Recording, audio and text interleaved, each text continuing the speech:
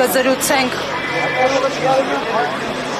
Դավիթ Համբարձումյանի հետ, Մասիս համայնքի ղեկավար, ընդդիմադիր քաղաքական գործիչ, պատիվ ունեմ խմբակցության, իմպիչմենթի վարչապետի թեկնածու։ Պարոն Համբարձումյան, թեև տեղեկացա, որ լրատվամիջոցների հետ արդեն հասցրել եք զրուցել այս եւ այլ օրակարգերի առնչությամբ, ամեն դեպքում նաեւ առանձին կցանկանամ անդրադառնանք հենց այս համատեքստում նախորդային ընդդիմությանը ուղղված կրակոցի վերաբերյալ, դրա մասին խոսեք, Վոլոդյա Գրիգորյանին ինչպես եք ճանաչել եւ ինչպես կբնութագրեք կատարվածը։ Նախ ասեմ, որ կարծիք չեմ հայտնելու, Վոլոդյա Գրիգորյանը իմ ընկերն է եւ Վոլոդյա Գրիգորյանի կորուստը կարծում եմ ողջ հայ ժողովրդի կորուստն է, որտեղ նա ստեղծող աշխատող մարդ էր, նա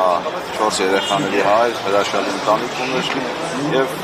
ոչ միայն համայնքի, այլև նաեւ մեր պետության համար մեծ կորուստ էր, այսքան այլ կարծիքներ, ընդդիմությունը ինչ ասում, իշխանությունը ինչ է խոսում, ես իմ սուբյեկտիվ կարծիք ունեմ եւ չեմ փորձի դրա մասին խոսել։ Պարոն Համբարձումյան, վերադառնալով իմպիչմենթի օրակարգին, տարբեր տեղեկություններ կան, որ ինչ-որ փուլից հնարավոր է նաև մի շարք ԿՊԵ-ականներ միանան, նաև ձեր գործոնով պայմանավորված, ասում են, որ ձեր նկատմամբ հարգանքից ելնելով ամեն դեպքում այսպիսի տեղեկություններ են շրջանառվում։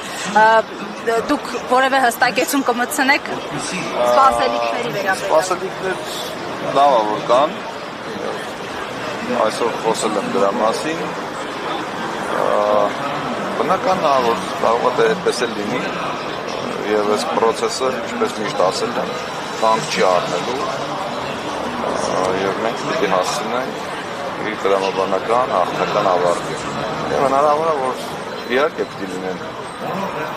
Պարոն Համբարձումյան, ամեն դեպքում իշխանություններն էլ պատրաստվում են ընտրությունների 2026-ի ընտրություններին, հնարավոր է ինչ-որ մի բան այնպես չգնա եւ հենց այս իմպիչմենթի օրակարգը դառնա շրջադարձային, անկյունաքարային ընդդիմության համար։ Որ ինչ։ Որ հաջողեք եւ ընտրության չհասնի, այսպես իշխանափոխություն։ Հնարավոր է մեր օրակարգը հենց դա է, որ ենք շնորհակալ։